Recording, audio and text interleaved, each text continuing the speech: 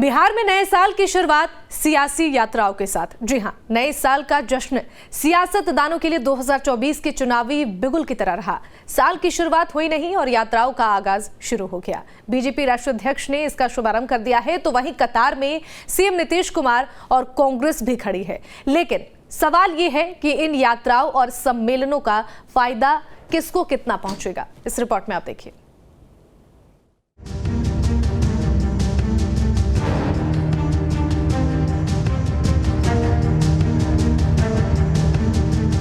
बिहार में नए साल की शुरुआत थोड़ी अलग हुई है। नए साल ने जहां हड्डियां गलाने वाली ठंड को न्योता दिया, तो वहीं दूसरी ओर प्रदेश का सियासी तापमान हाई हो गया। 2023 के आगाज के साथ ही सियासतदानों ने 2024 लोकसभा चुनाव का बिगुल बजा दिया है और लोकसभा चुनाव में अपनी पार्टी का डंका बजाने की कवायद तेज कर दी है। यही वजह है कि साल की शुरुआत के साथ ही देश के तमाम बड़े नेता बिहार में दौरे पर आ रहे हैं और इन यात्राओं की लिस्ट में मुख्यमंत्री नीतीश कुमार भी शामिल हैं। मुख्यमंत्री नीतीश कुमार ने यात्राओं का एक दौर शुरू किया था। बिहार में अलग अलग यात्राएं वो निकालते रहे, कभी प्रवास यात्रा, कभी धन्यवाद यात्रा, कभी हरियाली यात्रा। और यात्राओं का मकसद ये रहा कि मुख्यमंत्री की कोशिश आम लोगों के नब्ज को टटोलने के साथ साथ अपने सरकारी उपक्रम को एक बार फिर से रिन्यू करने की रहती है। यानी जो अधिकारी हैं, पदाधिकारी हैं, वो फिर से सतर्क हो जाए, बेहतर तरीके से काम कर पाएँ। लेकिन हर यात्रा के बाद नीतीश कुमार को कई चुनौतियों का सामना करना पड़ता है, तब जब ये पता चलता है कि नहीं, जिस तरीके से नीतीश कुमार चाहते हैं कि विकास की गाड़ी बिहार की भागे, वो नहीं भाग पा रही है। मुख्यमंत्री नीतीश कुमार की यात्राओं का इतिहास पुराना है।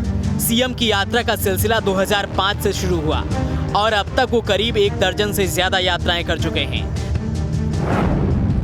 सीएम ने सबसे पहले 12 जुलाई 2005 को न्याय यात्रा निकाली थी। इसके बाद 9 जनवरी 2009 को विकास यात्रा, 17 जून 2009 को धन्यवाद यात्रा, 25 दिसंबर 2009 को प्रवास यात्रा, 25 अप्रैल 2010 को विश्वास यात्रा, 9 नवंबर 2011 को सेवा यात्रा, 19 सितंबर 2012 को अधिकार यात्रा, 5 मार्च 2014 को संकल्प यात्रा, 13 नवंबर 2014 को संपर्क यात्रा, 9 नवंबर 2016 को निश्चय यात्रा, 12 दिसंबर 2017 को विकास कार्यों की समीक्षा यात्रा, 3 दिसंबर 2019 को जल जीवन हरियाली यात्रा और 22 दिसंबर 2021 को समाज सुधार अभियान। वहीं सीएम नीतीश कुमार की यात्रा के ऐलान के बाद से ही इस पर सियासी बयानबाजी तेज हो गई है। एक तरफ जहां बीजेपी यात्रा पर सवाल उठा रही है, तो वहीं जेडीयू यात्रा की प्रासंगिकता बताने में जुटी है। कांग्रेस भी नीतीश कुमार की यात्रा के फायदे गिनाने में पीछे नहीं हट रही। माननीय मुख्यमंत्री जी का ये पहली यात्रा नहीं है, 13 बार यात्रा कर चुके हैं। बिहार का 13वां कर दिए। 13वां तो समझते ही हैं सब लोग बिहार के कि 13वां कब होता है। 13वां यात्रा के बाद 14वां यात्रा नहीं होता है मुख्यमंत्री जी। जहाँ तक नीतीश कुमार जी की यात्रा है, तो पहले भी शराबबंदी के विषय को लेकर कई जगह यात्रा उनकी हुई थी। वो सरकारी यात्रा थी। अभी भी शायद सरकार की तरफ से ही वो जा रहे हैं, जिसमें सामने जीविका दीदी बैठी होंगी, मंच पर मंत्री लोग बैठे होंगे और उसमें वो शराबबंदी और अन्य विषय पर बोलेंगे।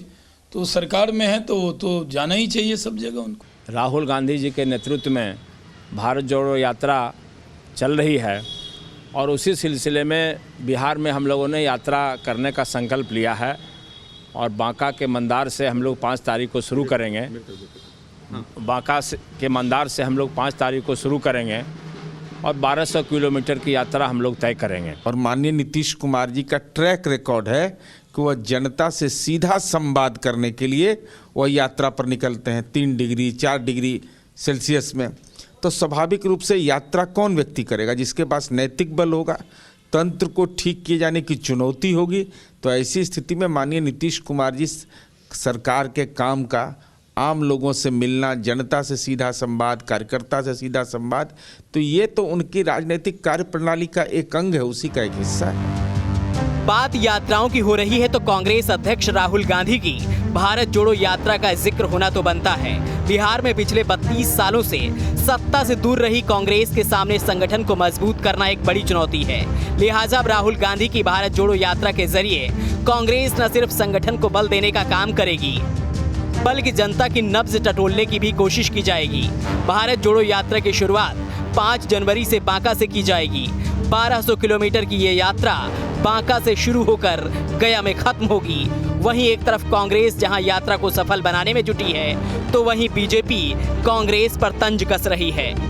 5 जनवरी को बिहार चैप्टर की यात्रा की शुरुआत होने जा रही है और हम धन्यवाद देते हैं कांग्रेस पार्टी के राष्ट्रीय अध्यक्ष आदरणीय मल्लिकार्जुन खड़गे साहब को कि जिन्होंने पहली बार किसी स्टेट की यात्रा को हरी झंडी दिखाने की सहमति प्रदान की है और बिहार कांग्रेस ने भी फैसला किया है कि उनके आने पर उनका अभूतपूर्व स्वागत करेंगे। यात्राओं के जरिए 2024 की तैयारी में सिर्फ कांग्रेस और जेडीयू ही नहीं, बल्कि बीजेपी भी शामिल है। जहां बीजेपी के राष्ट्रीय अध्यक्ष जेपी नड्डा बिहार के दौरे पर रहे, हाजीपुर पहुंचे। जेपी नड्डा ने मंच से जनता को संबोधित किया और चुनावी हुंकार भरी। कुल मिलाकर 2024 के लोकसभा चुनाव की तैयारी बिहार से शुरू होती दिख रही है। अब देखना ये होगा कि इन यात्राओं और सम्मेलनों से किसको कितना फायदा पहुंचता है। तो एक बार फिर से बिहार के मुख्यमंत्री नीतीश कुमार यात्री की भूमिका में होंगे। बिहार भर में यात्रा करके लोगों का नब्ज टटोलेंगे और ये नब्ज महज विकास के मुद्दे पर टटोलने की कोशिश नहीं होगी, बल्कि कोशिश ये होगी कि बदले हुए बिहार के राजनीतिक समीकरण में कार्यकर्ताओं और बिहार के वासियों ने कहां तक नीतीश कुमार को स्वेच्छा से स्वीकृति दे दी है, क्योंकि नीतीश कुमार को पता है कि इस यात्रा के जरिए 2024 और 2025 के लिए वो रणनीति बना सकेंगे। वीडियो जर्नलिस्ट सत्येंद्र के साथ रजनीश सिन्हा, न्यूज़ नेशन, पटना।